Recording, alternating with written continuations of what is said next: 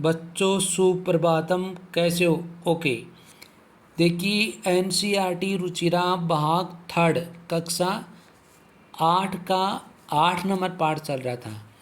उसका हिंदी अनुवाद होने के बाद आज हम उसके कुछ अभ्यास क्वेश्चंस हैं उनको देखेंगे। तो सबसे पहले वाला क्वेश्चन देखना, एक पदेन उत्तरत।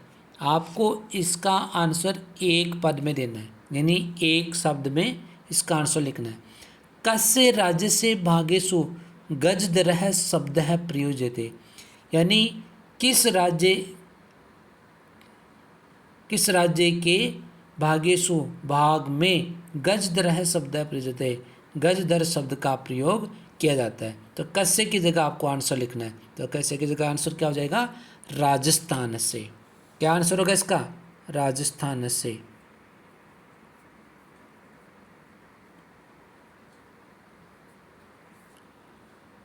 सॉरी,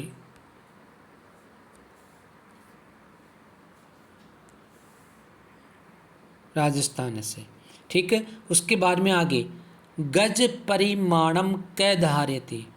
गज परिमाण को कौन धारण करता है?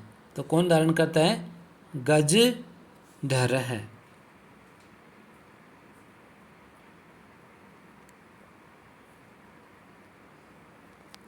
आगे वाला, कार्य समाप्तौ वेतनानि अतिरिच्य गज धरेबे किम प्रदीयते स्म।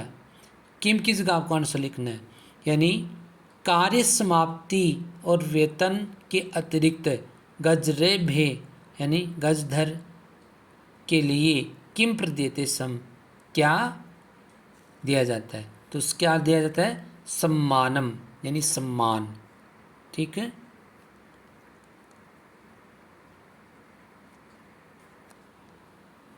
आगे आगे है के शिल्पी रूपेण न समादृता भवन्ति। तो के की जगह क्या लिखोगे? गजधरः।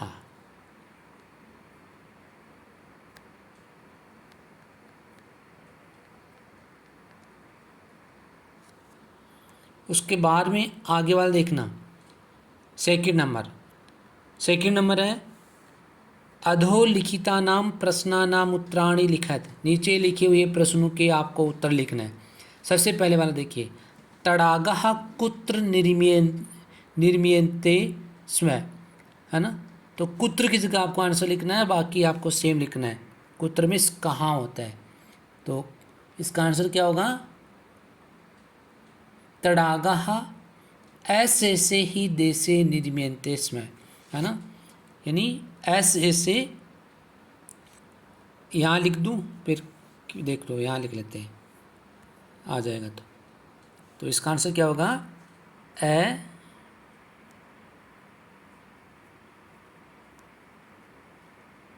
ऐसे से ही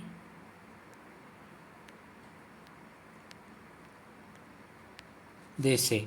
ठीक है, बाकी क्वेश्चंस में है वो ही लिखना है, आपको आंसर ये लिखना है। उसके बाद में आगे वाला क्वेश्चन देखना, ख गजदरहा कस्मिन रूपे परिचितः। कस्मिन की जगह आपको आंसर लिखना है, गजधरा कस्मिन रूपे परिचितः, यानी किस रूप में परिचित था। तो समाज से गांभीर्य से माप कहा इति रूपेण परिचितः। तो ये आपका चैप्टर में इसका आंसर देखना, पूरा लिखने में यहाँ बड़ा लिखा नहीं जाएगा क्योंकि लिखने में प्रॉब्लम आएगी। ठीक है, तो इसका आंसर क्या होगा? इसी में मिल जाएगा आपको। ठीक है, तो इसका आंसर क्या होगा? समाज से गांभीर्यम, है ना? तो अभी देखिए,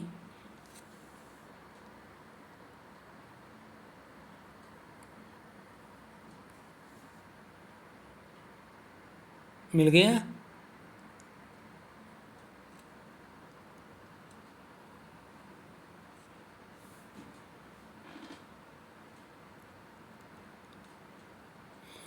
अरे मिला या नहीं मिला बताइए। देखिए कहाँ करोगे आप?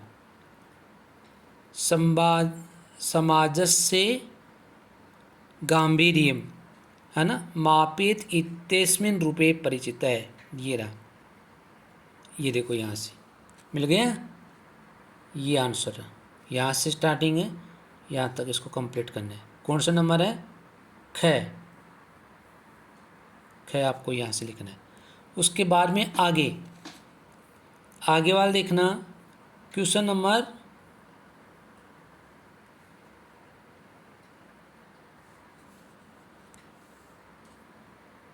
गजदरः किम कुर्वन्ति स्म। गजदरः किम मिस क्या, कुर्वन्ति स्म क्या करते थे, क्या करते थे। तो इसका आंसर भी पीछे चैप्टर में ही आपको मिलेगा, ठीक है। तो गए का आंसर देखना, गजदरः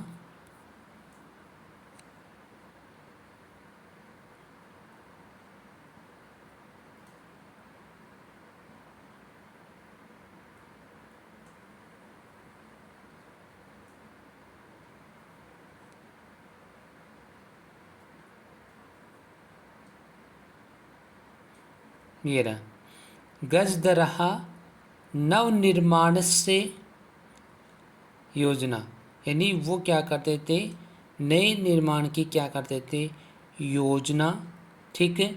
और उसके बाद में भाविवम आकलंति सम, है ना। इसका आंसर ऊपर देखना भाई,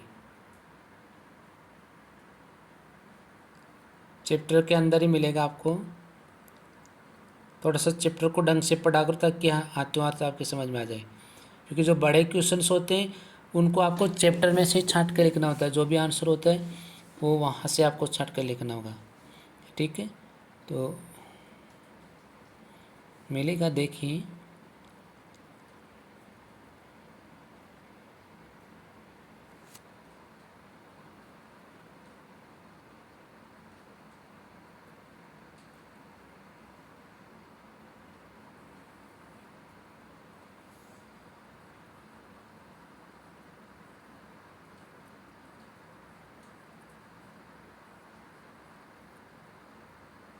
ये रहा, ठीक है।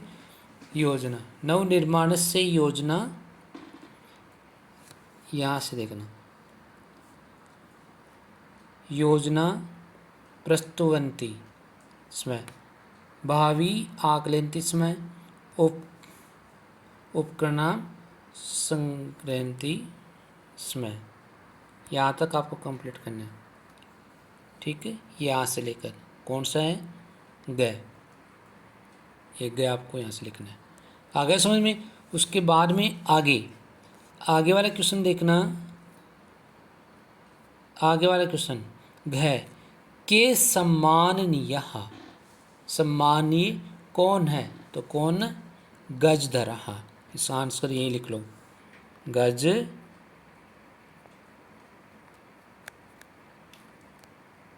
दरा। आया समझ में। तो के की जगह आंसर लिखना, बाकी सेम लिखना है। उसके बाद में आगे थर्ड नंबर देखना, रेखांकितानि पदानि आधृत्य प्रश्न निर्माणम कुरुत, यानी इनका आपको क्या करना है, प्रश्न निर्माण करना है। जो अंडरलाइन कर रखी है उनकी जगह क्वेश्चन वर्ड बनाना है, ठीक है। तो सुरक्षा प्रबंधन से जो शब्द आ रहा है ना, तो उसके जगह क्या होगा, कस से।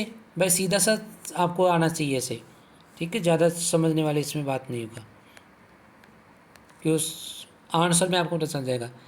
तेसाम, तो तेसाम का क्या हो जाएगा, केसाम।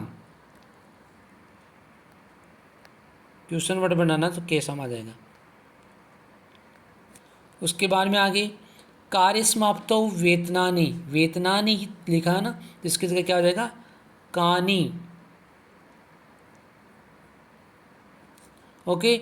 उसके बाद में आगे गजधर है सुंदर है शब्द अस्ति, गजधर सुंदर था, तो कौन था, तो गजधर, तो कै मिस कौन। उसके बाद में आगे तड़ागः संसार सागरः कथयन्ते, तो संसार सागरः यानी के संसार सागरः कथयन्ते, तो के इसका आंसर आ जाएगा। उसके बाद में आगे इसके अधोलिखितेषु यथापेक्षितम संधिम विच्छेदम कुरुत, जैसे अद्य प्लस अपि, तो इसको संधि करना है तो क्या हो जाएगा, यद्यपि। क्या हो जाएगा, यद्यपि। यद्यपि सब लिखना है तो इसका क्या लिखोगे, यद्यपि, सॉरी, अद्य प्लस अपि, तो अद्यापि हो जाएगा। ठीक है, कौन सी संधि आ रही है, दीर्घ स्वर संधि। तो अद्या, एक मिनट देखना, अद्यापि कौन सी होगी, दीर्घ स्वर संधि। ठीक है, उसके बाद में आगे स्मरणार्थम।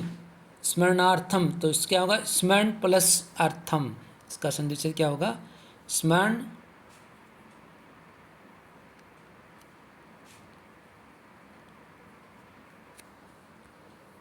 अर्थम।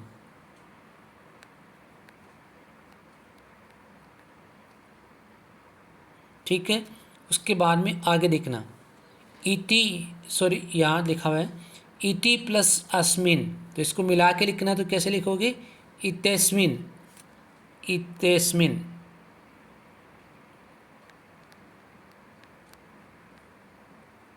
इतेस्मिन। ठीक है, उसके बारे में आगे एतेस्वेव। एतेस्वेव यानी एतेसु प्लस एव, एतेसु प्लस एव। उसके बाद में सहसेव, सहसा प्लस एव, सहसा प्लस एव, तो क्या ऐसा हो जाएगा, सहसेव, सह सेव। कौन सी संधि है, वृद्धि स्वर संधि। ठीक है, आगे देखना, उसके बाद में आगे 5 नंबर क्वेश्चन देखना। 5 नंबर है, मंजुषातः समुचितानि पदानि चित्वा रिक्त स्थानानि पूरयेत। भाई जो ब्रैकेट में जो शब्द दे रखे हैं उसको आपको नीचे जो खाली जगह दे रखी है वहाँ आपको फिल करना है, वहाँ आपको उसको क्या करना है, फिल करना है। तो पहला देखिए, छात्राः पुस्तकानि, छात्राः पुस्तकानि गृहीत्वा विद्यालयं गच्छन्ति। छात्र पुस्तकों को ग्रहण करके विद्यालय जाते हैं। ठीक है, तो इसमें आपको सिर्फ नंबर लगाना है, नंबर लगा लो। 1 नंबर, मालाकारः पुष्पै मालाः, पुष्पै मालाः रचयन्ति। ठीक है, यहाँ पे है। उसके बाद में आगे, मम मनसि एका, मम मनसि एका जिज्ञासा, जिज्ञासा वर्तते, क्या आ जाएगा, रमेशः मित्रै सह, सह विद्यालय, तो यहाँ पे आ जाएगा घ, और जो बच गया वो अपने आप आ जाएगा। ठीक है, अब देखना,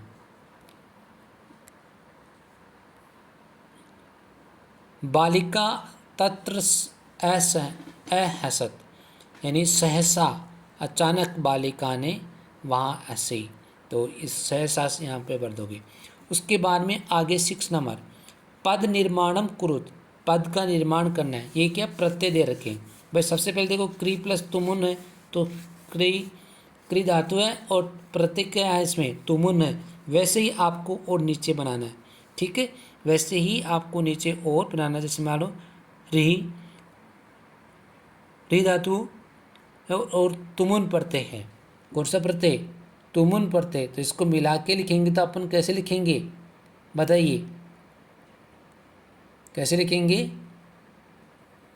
हर तुम, क्या लिखेंगे,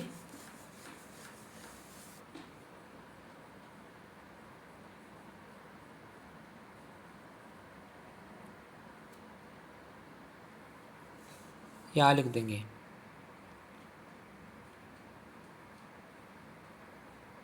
हर तुम।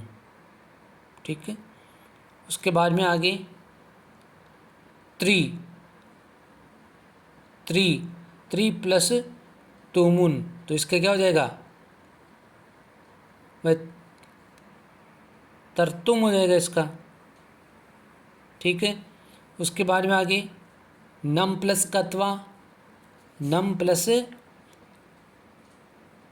सॉरी क्या है, नम प्लस कत्वा का क्या हो जाएगा, नत्वा हो जाएगा। वैसे गम प्लस कत्वा, तो गम प्लस त्वा का क्या होता है, क्या होगा बताइए, देखिए गत्वा, ठीक है, तो गत्वा इसका आंसर आ जाएगा। उसके बाद में आगे तेज प्लस कत्वा, त्यक्त्वा, ठीक है,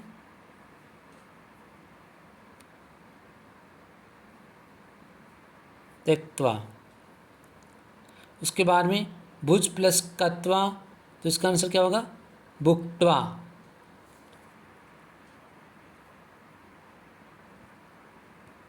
भुक्त्वा। आया समझ में।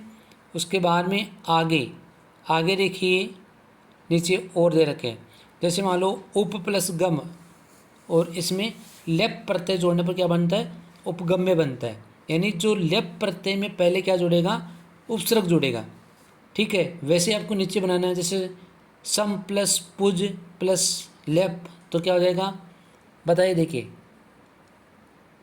क्या होगा, सम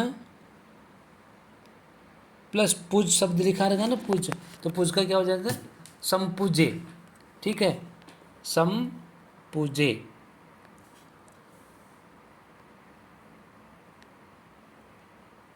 समपूजे।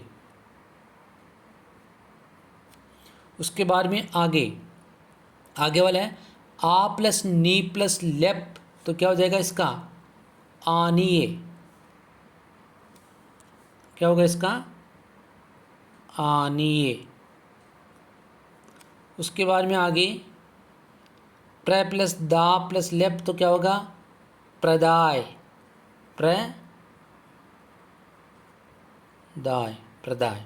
तो ये आपके क्वेश्चन आंसर थे। अभी हाँ, अच्छा सॉरी, एक क्वेश्चन और है, देखिए 7 नंबर क्वेश्चन और देखना।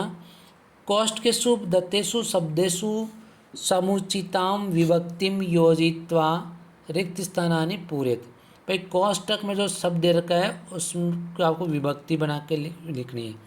जैसे विद्यालयं परितः वृक्षा सन्ति, विद्यालय के चारों ओर पेड़ है, तो विद्यालय परितः जो सब लिखा हुआ ना, तो इसलिए यहाँ पर कौन सी विभक्ति आ जाएगी, द्वितीय विभक्ति आ जाएगी।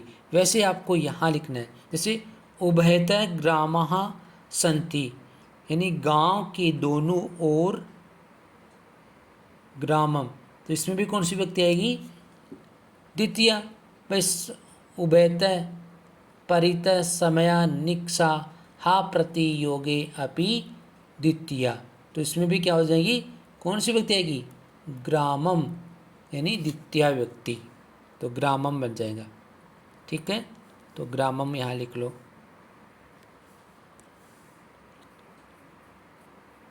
ग्रामम। आया समझ में। उसके बाद में आगे नीचे वाला सर्वतः अटालिकाः सन्ति, सर्वतः अटालिकाः सन्ति, तो इसका क्या होगा, नगरम। भाई सर्वतः में भी कौन सी विभक्ति आएगी,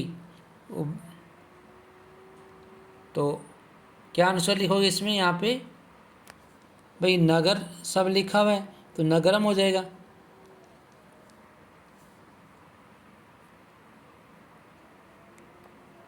ठीक है। उसके बाद में धिक, धिक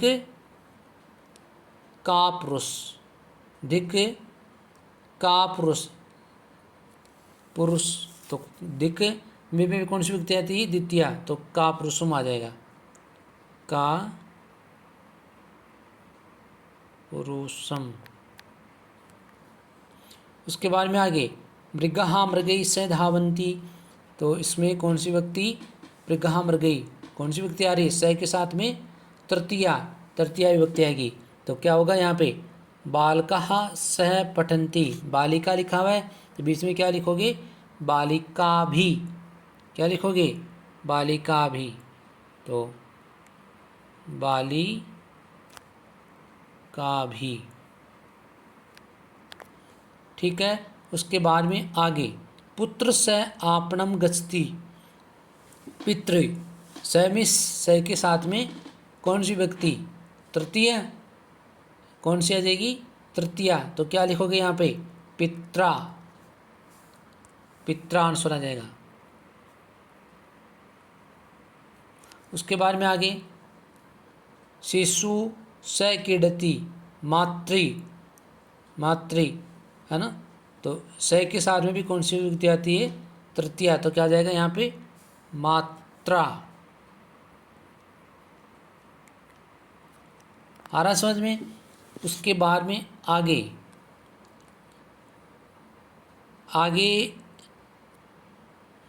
अनुपम मिश्र जल संरक्षण, यानी ये आपको खुद को पढ़ने वाला है, लेकिन फिर भी मैं आपको बता देता हूँ, देखना।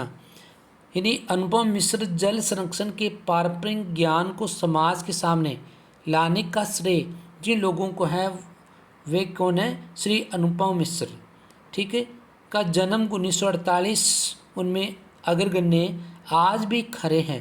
तालाब और राजस्थान की रजत बूंदे पानी पर उनकी बहु प्रशंसित पुस्तकें हैं, ठीक है ना, ये उनकी क्या है? पुस्तकें लिखी हुई है उनके द्वारा। उसके बाद में भाषा का विस्तार देखो। कारक है, सामान्य रूप से 2 प्रकार की विभक्तियाँ होती है, ठीक है ना, कितने प्रकार की? 2 प्रकार की, एक कारक विभक्ति और एक उपवर्ग विभक्ति होती है।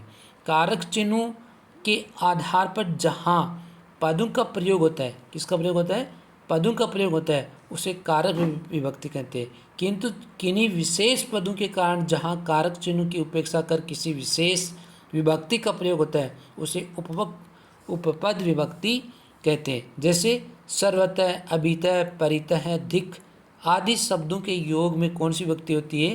द्वितीया विभक्ति होती है, ठीक है ना, ध्यान रखना। जैसे विद्यालयम परितः पुष्पाणि सन्ति, विद्यालय के चारों ओर क्या है? पुष्प है। तो परितः जो सब लिखा हुआ है वो आपको देखना कि आपको कहाँ लिखना है, ठीक है ना, यानी द्वितीय विभक्ति के योग में आता है। उसके बाद में धिक, देशद्रोहिणम, धिक के योग में द्वितीय विभक्ति आती है। स साकम सार्धम समम के योग में भी तृतीया विभक्ति होती है। कौन सी विभक्ति होती है? तृतीया। ये जैसे जनकेन सह पुत्र गत है, वह पिता के साथ पुत्र गया। दुर्जनेन समम सख्यम। उसके बाद में आगे नमः स्वस्ति स्वाहा स्वदा के योग में चतुर्थी विभक्ति प्रयोग होती है।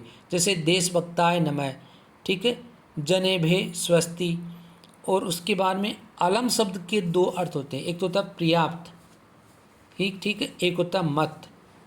तो पर्याप्त के अर्थ में चतुर्थी विभक्ति होती है। कौन सी होती है? चतुर्थी। जैसे देशद्रोहिणे अलम देश रक्षकः, मना करने के अर्थ में तृतीया विभक्ति होती है। जैसे अलम विवादेन, भाई जो चीज़ किसी चीज़ को मना करते हैं तो वहाँ पे कौन सी विभक्ति होती है?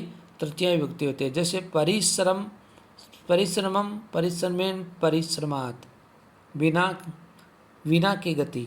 निम्नलिखित क्रियाओं के एक वचन बनने के प्रयास कीजिए। आकलयंती संग्रह, ये आपको बनाना है। जिज्ञासा जानने की इच्छा, इसी प्रकार के अन्य शब्द पिपासा, जिज्ञासा, विवक्षा, बुभुक्षा, ठीक है। तो अगर हम ध्यान से देखें तो हमारे चारों तरफ ज्ञान एवं कौशल की अनेक प्रकार के रूप दिखाई देते हैं, जिसमें से कुछ ज्ञान और कौशल फले फूलते भी और निरंतर क्या होते हैं? क्षीण होते हैं। तो ये आपका था चैप्टर।